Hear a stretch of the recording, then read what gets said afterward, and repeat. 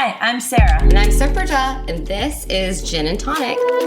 Welcome back to Intimate Convos with your besties.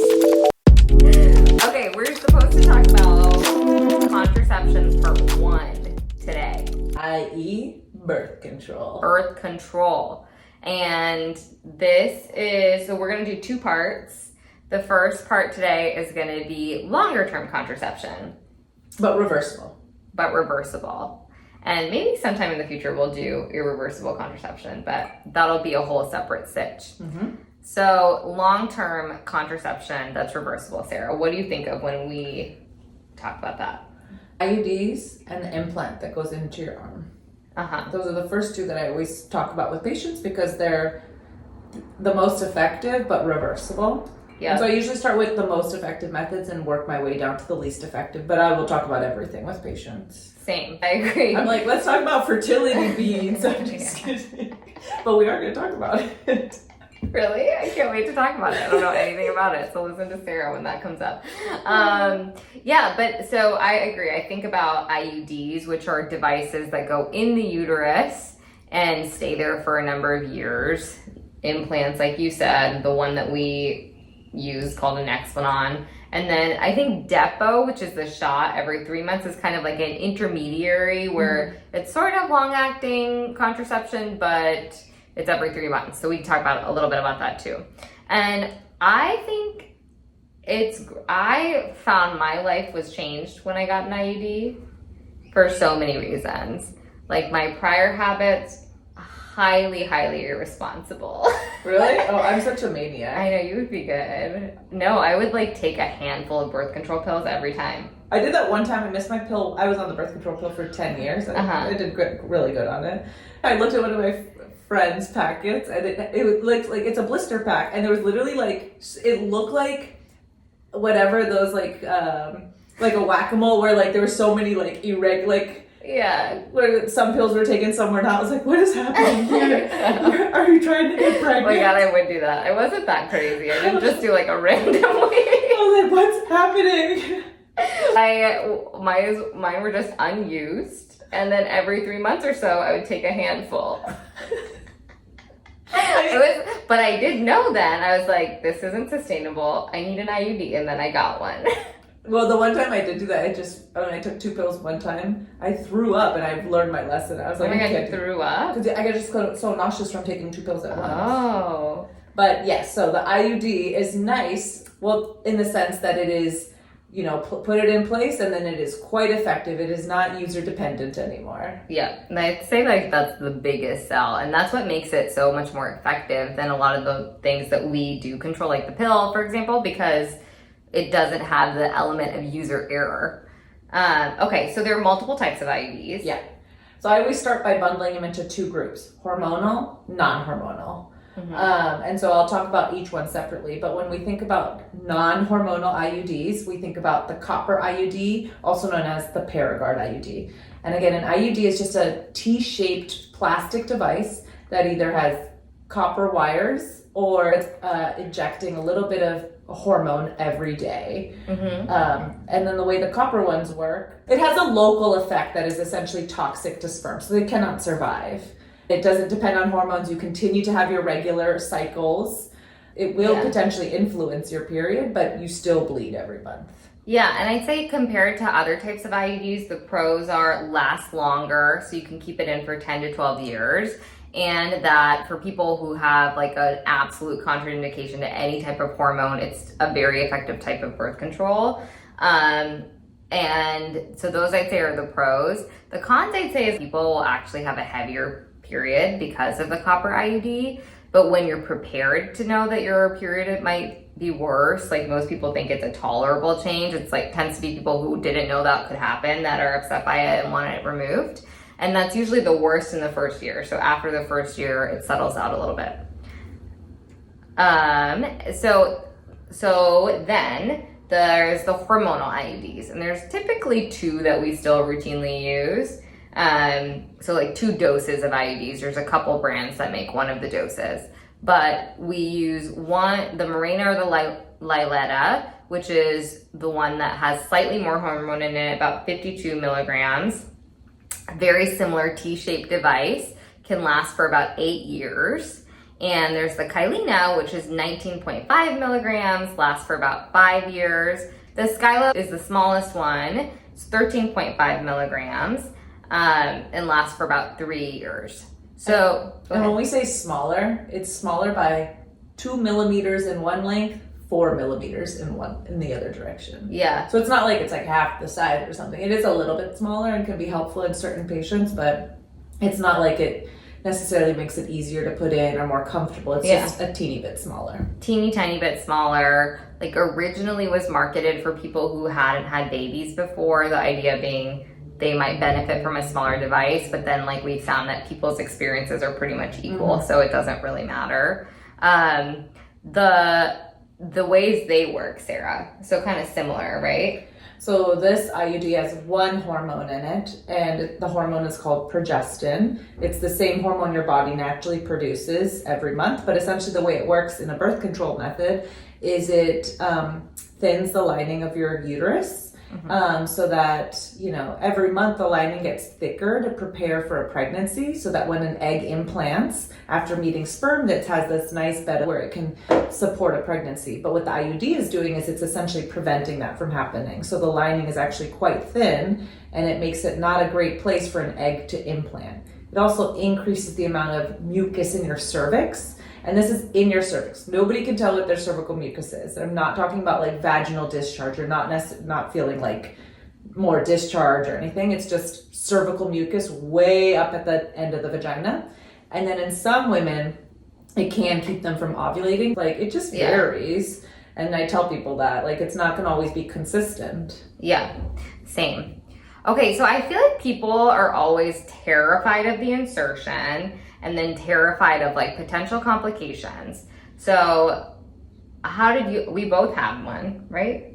Yeah. I'm pretty sure you still do, although for a while I feel like you were using like every type of birth control. It's because you're like, I have an IUD, I'm taking the pill, I use 7 condoms. It's because I started getting bleeding with my second IUD, and initially it was very light. I didn't need to use anything, and then it started. I needed to use a tampon for the first time in 7 years. I was like, "What is this? I was like, I have to purchase a tampon. I was like horrified. Yeah. And so I put myself on the birth control pill, but to suppress my period completely for a little while. Yeah, which is a good point actually. Like I feel like the biggest benefit of my IUD has been that my periods are way better, because I used to have like horrendous periods.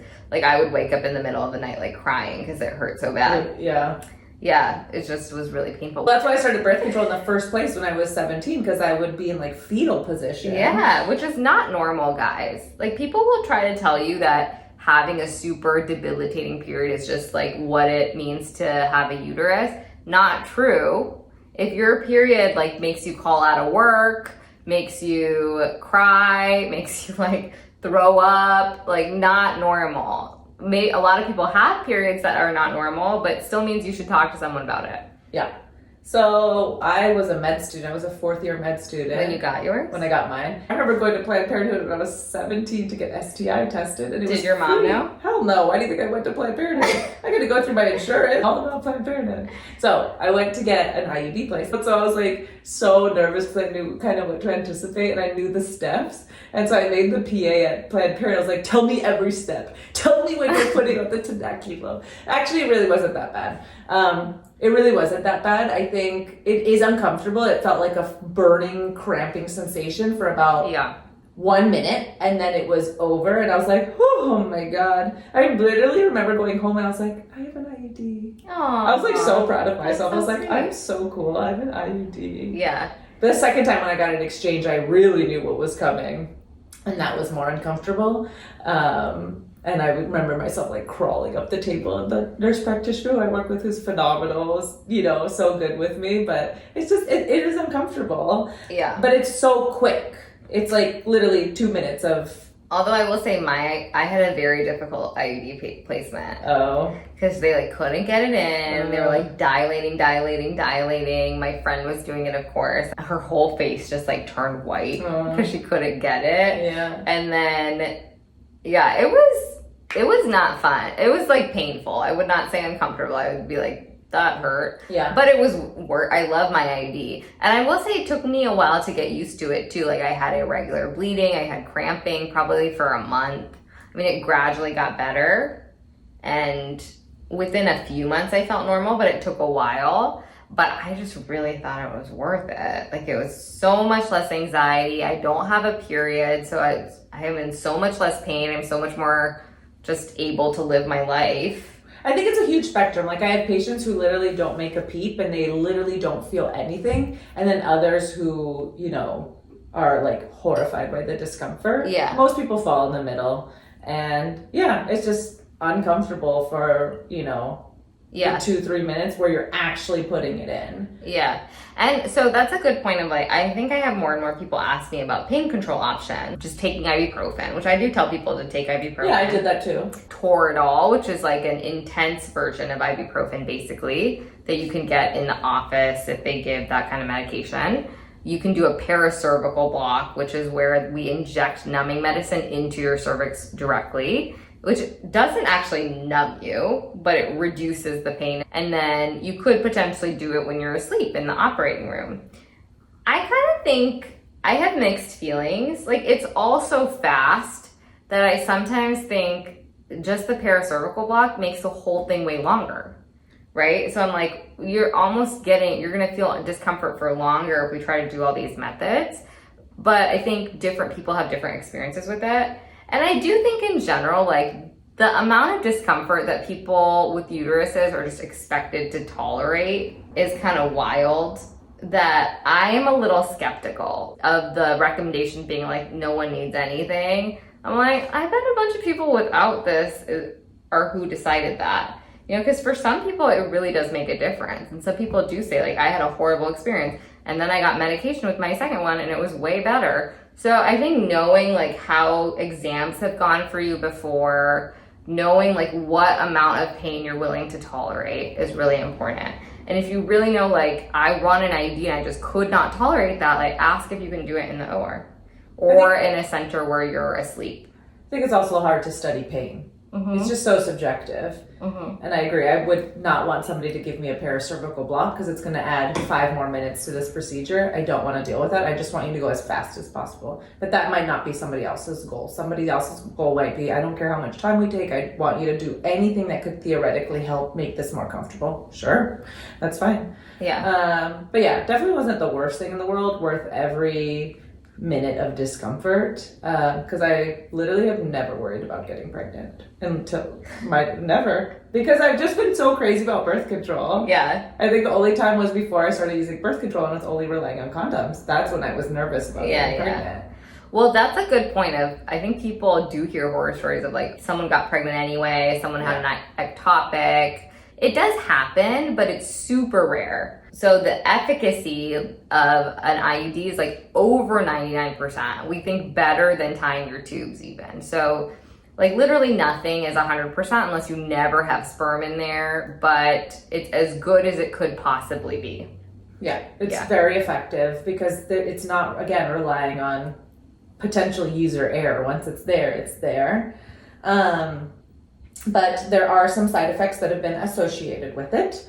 The most common ones are irregular bleeding, which essentially means bleeding outside of your scheduled period during a time you were not expecting. So you're like spotting 2 weeks after your period. Some people will even spot for 2 or 3 weeks while having the IUD. It just can happen whenever, but usually when you first put it in. It does get better for most people, but it's understanding that it may take 3 to 6 months to get better, or you might need another medication to help make this transition smoother before it does. Yep.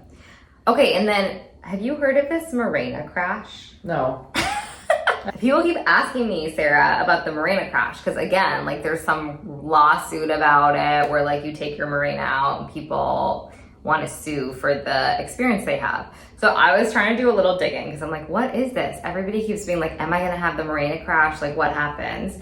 Because there's all this information out there about like how you might have, basically saying that when you remove the Mirena, you might have experiences like mood swings, depression, anxiety, fatigue, bloating, weight gain, acne, headaches. Like basically you might feel like crap when the IUD comes out. And I was like, Well, that's kind of strange. Like, why? Because it really is a mostly local thing. And there's not a reason to really feel that way that you could measure. But so what I was able to find is that it's very anecdotal. It's just like people's experiences coming off of it. Which does mean that some people might experience a version of that, but probably most people are not going to. The theoretical reason is just that your body gets used to your hormones doing one thing and there's a change because you're removing this hormonal device. So your body goes back to cycling how it normally would, or just is adapting to having a different type of hormonal cycle. And some people are very sensitive to those hormonal changes. So that could be the case, but it's usually pretty mild and usually like resolves itself because you just get used to what your hormones are doing and there's less things changing. So I don't know. I mean, I think like if you're someone where having a month or two of mood swings would be really dire for you, maybe it's not worth it. But I would also say that like getting pregnant is that times a million. Or like being postpartum is that times a million. So you kind of have to weigh your pros and cons of like what options make sense to you and how to create the life that you want. Yeah, I feel like any medication has kind of this like withdrawal effect where you're suddenly going back to what you were before the medication. And, you know, I've been on birth control for 17 years, whether it's been a birth control pill or an IUD. I'm sure I'm going to feel very weird when I come off of it, but it was definitely worth 17 years of not having an unplanned pregnancy. And I think, again, it just comes down to having a conversation with your provider. Like, you know, I've heard of this, you know, what do you think about it? You know, it is possible, but what is more important to you in making this decision? The risk of getting pregnant or the risk of this side effect? And that's really up to you. Only you can make that decision. What risk are you comfortable with? You know, it's like just figuring out what's worth it to you and what isn't. Okay, that's IUDs. So Nexplanons are similar to IUDs in that they're long acting, but they go in the arm so you can avoid some of this pain of having an intrauterine procedure. In med school before I got my IUD. Oh, well, tell us. What was your experience? Well, first of all, an implant is essentially a plastic device. It's literally almost the size and shape of a matchstick, but made of plastic. That's how I describe it to patients. It's like the shape and size of a matchstick. And it releases... Because you want to look fire. Yeah, put that in your bicep. Actually, don't put it in your bicep. It's actually supposed to be below the tricep, below that groove. But essentially, it's a plastic device that has also a progestin, the same hormone as the IUD, but a different formula. And it works essentially very similarly, releasing a small amount of hormone every day, and it lasts for about 5 years. And your doctor can put it in the office. She or he will numb your skin and then insert it with the device. And it kind of works the same way as the IUD in that it like increases cervical mucus, decreases how your tubes work, inhibits you from ovulating, releasing an egg every month. It is systemic in how it works. So people who have like associate with symptoms of like the birth control pill, etc., it might be kind of similar to that. It's progesterone only. So especially as you're getting used to it, you might have things like bloating, breast tenderness. I'd say the most common thing initially is the irregular bleeding. People have unscheduled bleeding. Sometimes it's heavy unscheduled bleeding. That's like the most common reason people get it removed early. Some people don't have that. Some people just stop having a period right away. So that's possible too. Those are the lucky people. What was your period like? I spotted every day. It wasn't heavy, but I spotted every day for like 17 days. But the killer for me was the cystic acne I got. You got cystic acne? Yeah, I was hurting. I never had acne, especially because I had been on the pill for 10 years. It was all over my face, my chest, my back. I was like, I can't. This is not worth it to me. Yeah. And so I took it out after 2 months. Okay, we're really promoting this one hard, huh? Well, I guess you know, it's so funny because I have a family member who did poorly on the Mirena IUD. And you know, we're genetically related, but I did great on the Mirena. It's just you can't predict it. You can't predict it. And I have patients who do great on the implant, and it is the most effective of all the methods, including having your tubes removed. It's a great form of birth control. It doesn't work for everybody, and sometimes you only find out in the moment. Yeah. That's the nice thing about these things. They're reversible. You know, you just take it out. So and then your acne went away. Look at your clear skin. Smile again. Because I was on the pill for a little bit. The pill is particularly good with acne because of the estrogen component, and we'll talk about that in our next episode. Somebody messaged me on Instagram. I was like ranting on my vlog, and out there I was like, these neighbors don't recycle. I was getting super heated, and because they put styrofoam in the recycling bin, unacceptable. What? But she was like, that. "Girl, I'm don't so do it sorry you chose violence today, but your skin looks fabulous." Your skin looks really good. But It's been really This is shiny. a birth control pill. Anyways, I digress. See, Sarah's on like 7 methods of birth control. Not necessary, everyone. But she's like, I'm on the pill, the Mirena. Actually, I did have an implant. I just got it removed. Trial and error sometimes. You gotta figure out what works for you. Okay, but what I was gonna say about those side effects is usually 6 months to a year they go away. And for some people, much, much shorter than that. And if they're really bothersome to you, like reach out to your provider, because oftentimes there's something you can do in addition to decrease those symptoms, or it's really not getting better, you can get it taken out, because there's lots and lots of other options. Okay, the last one, the shot. Have you had the shot, Sarah? No, I haven't had the shot. I think it's such a good method for certain people, though. It's just, again, you don't know beforehand who this is going to be a great method for. Yeah. So it's called Depo-Provera. Do you think all these companies will give us money for saying their names? I mean, they could do that or pay off my student loans. Provera. We have loans. Depo-Provera. There are a lot of loans. I need these loans paid. If any of you grateful listeners want to get our loans paid via Depo, write to them. I don't even know the current company that makes Depo. Do you know? We're really bad at asking for sponsors. Okay. We have zero. It's Mylan. It's Mylan. Okay. Because I remember my documentation, MYL. I'm just kidding. I'm not kidding, actually.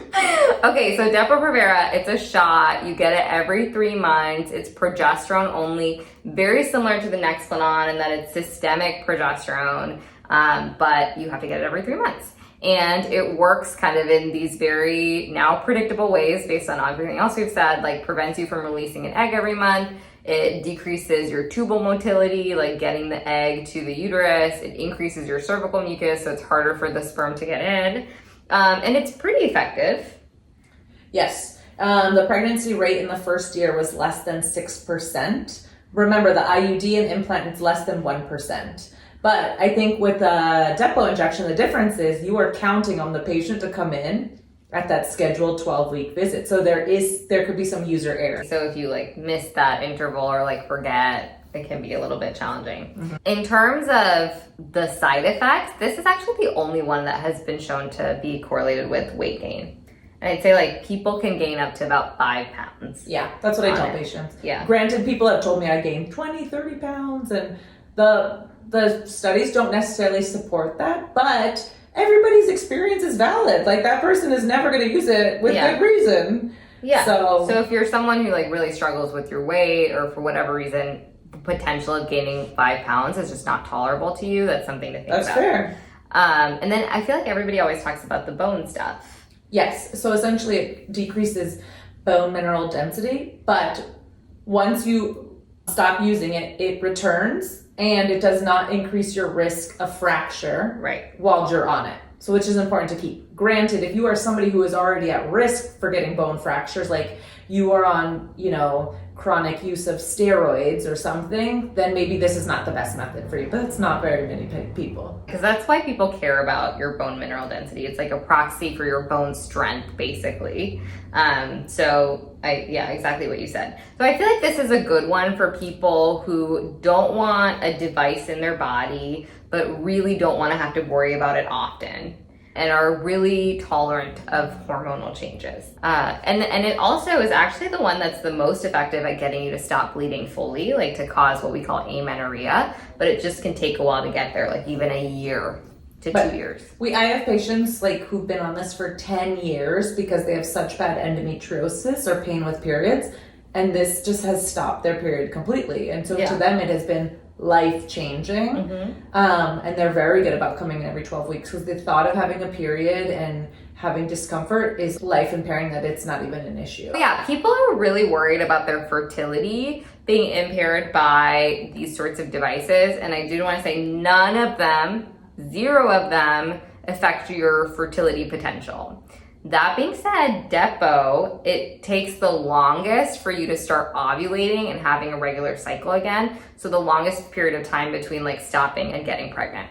Yeah. So, but does not impact your ability to get pregnant. You know, what my understanding is, it can sometimes, not often, take up to a year and a half for people to get regular cycles back. So if you are somebody who's looking for a method to just time deliveries, like I just had a baby, I want to have a baby in 2 more years. You think that'll be us because we're in our mid-30s? No, I'm just gonna get an IUD. And then just have it pulled in Yeah, like 6 100%. months? Mirena, please sponsor me. I'm just kidding. Yeah, Mirena, she'll use yours a lot. No, I would just. She will not wait the 8 years. She'll just buy another one right away. Frequent user. I have a punch card. Okay. But I think it's a great question. I love it when people ask me this. These are my family planning goals. Wonderful question. These are the methods, that I would recommend if you are really trying to conceive within a year or two. Like, I would actually stay away from this one. Sweet. Yeah. So next time, to give you a little preview, we're going to talk about the pill, emergency contraception, what to do if you have an oopsies, barrier contraception, and then natural methods. The rhythm method. The rhythm? I hate that word. Rhythm? Rhythm method. Oh, It just sounds so crunchy granola. Really? Yeah. I think it sounds kind of hot. Like people who have good rhythm are probably good in bed. I don't have good rhythm, but I think I'm just not really good. Okay, next time. Love you guys. Ciao.